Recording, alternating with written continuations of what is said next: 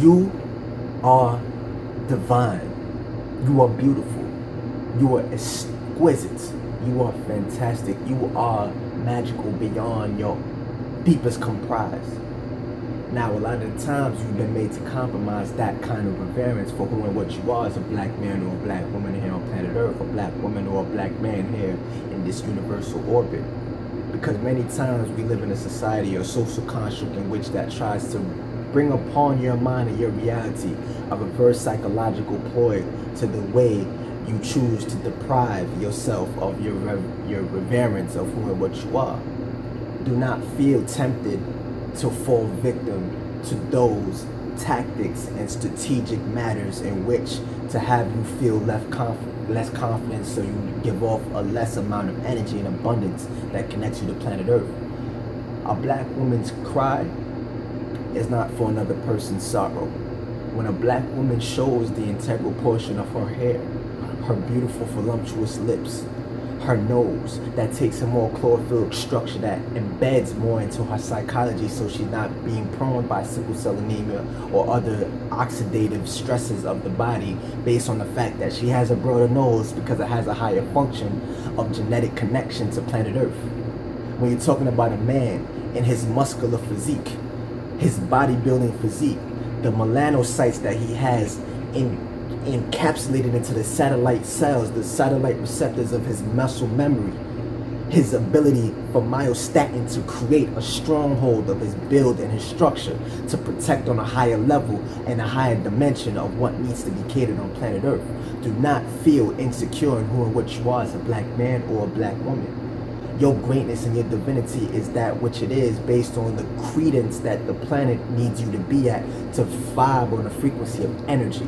And many times we live in energetic vampire societies where they try to suck or stride that very energy. There's a reverse psychological ploy on your mind to feel like you have to deprive yourself of that of which you are to make the suit and comprise sentiment of concession to other people.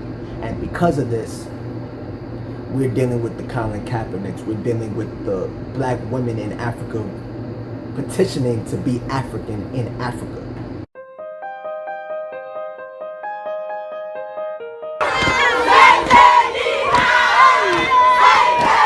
You must flatten it somehow and you need to make yourself look presentable. Why must you be apologetic for being a black African child in South Africa? Why do black girls always receive the shortest end of the stick?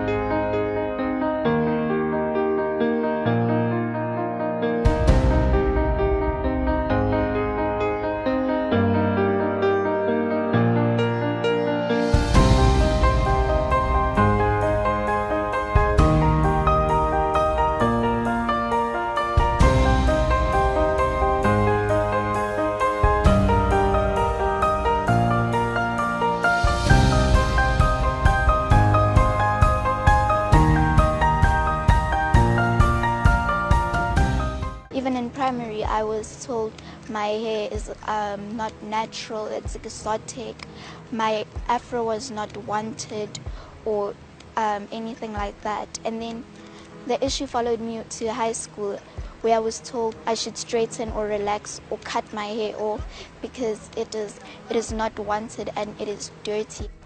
A teacher came to me and said, you ladies with dreadlocks, you're so dirty. That really touched me deeply, and I was afraid to even come to school.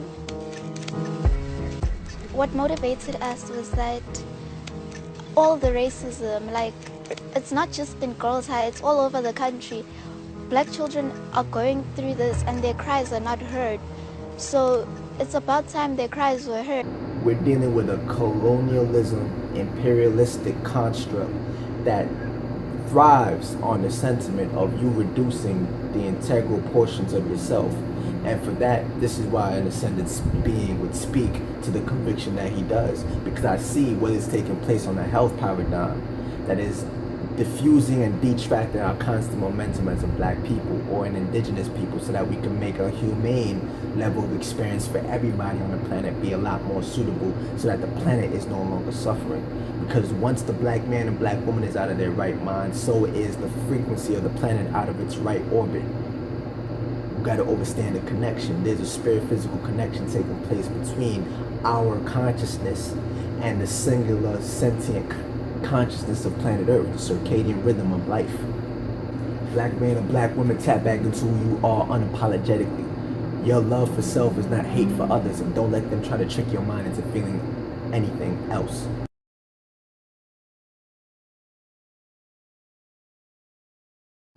I feel if the shoe fits, it's going to show its comfort. Consistency breeds contempt within the individual, and when you see that the fact that there's a constant ploy on society for others not to understand the plight of black people, like we have a wound on our arm, like we have a couple wounds on our back that we're trying to heal from, and we not even asking for the band-aid, right, America? Like, this ain't about you. Like the fact that there's so, like, we constantly have to hold our healing process just to make concessions to things that shouldn't even be your issue or your grief. But even if it is, put it on the back burner as we have for 400 years.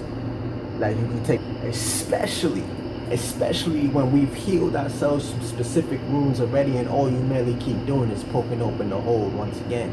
You keep re-injuring the wound, keep bruising up the area that has finally healed itself.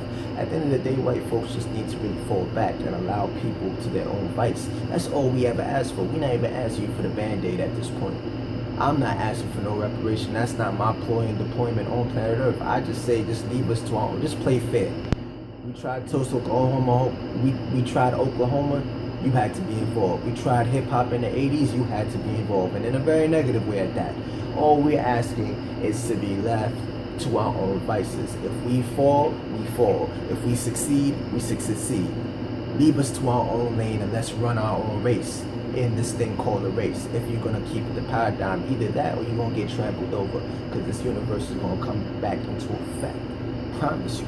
So might as well start moving with the ball of harmony instead of, I feel one of America's greatest issue is not knowing when to fall back and just allow other people to heal. Black people need to heal in this country, and just world over. We just need to be left alone to our own vices. How you gonna steal our couch and tell us how to be mad? How you gonna slice our arm and whip our back and tell us how much we should be bleeding? You cannot silence our cry. You can't tell us how much we cry and how much we hurt and how our emotions render the situation of environment. We have to heal the way we need to heal.